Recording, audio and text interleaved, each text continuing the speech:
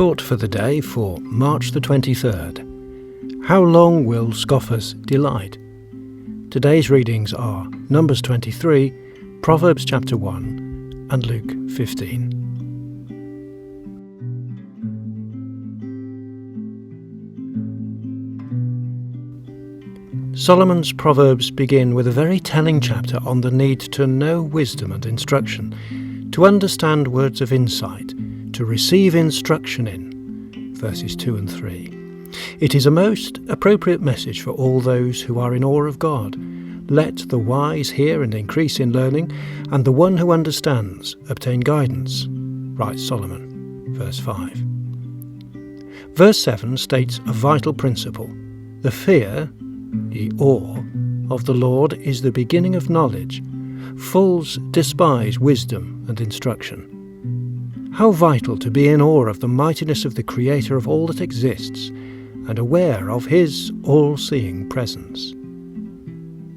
Solomon asks two "how long" questions. First he says, "How long, O simple ones, will you love being simple?" verse 22. How are we to understand simple? It has the sense of failing to understand the meaning of life. Solomon later makes the point, the prudent sees danger and hides himself, but the simple go on and suffer for it. Chapter 22, verse 3. Solomon's second question is, how long will scoffers delight in their scoffing, and fools hate knowledge? The knowledge he is talking about is the knowledge of God. The first 5 verses of chapter 2 describe the difficulty of acquiring the knowledge of God. Most challenging verses we need to read and meditate on. The way Solomon describes the state of mind of scoffers precisely fits the attitudes of many today. I have called and you refused to listen, have stretched out my hand and no one has heeded. You have ignored all my counsel. Verses 24 and 25. So, how long will God allow this to continue?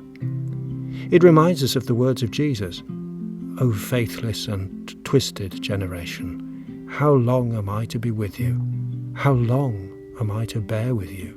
Matthew 17, verse 17. God causes Solomon to write, because you have ignored all my counsel. Today we can say, ignored the Bible. I also will laugh at your calamity.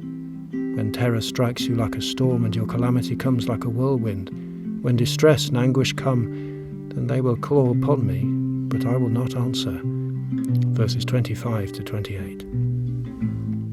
Finally, the last verse tells us, but whosoever listens to me will dwell secure and will be at ease, without dread of disaster.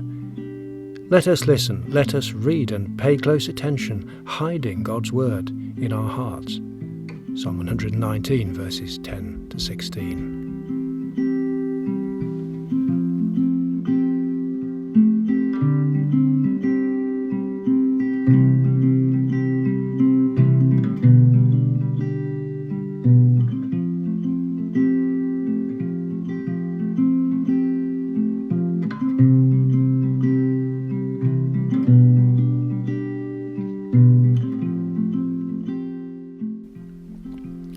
We hope you found this message from the Bible helpful and thought-provoking.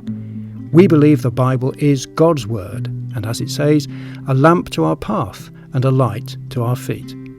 Join us again tomorrow when we open its pages for another Thought for the Day.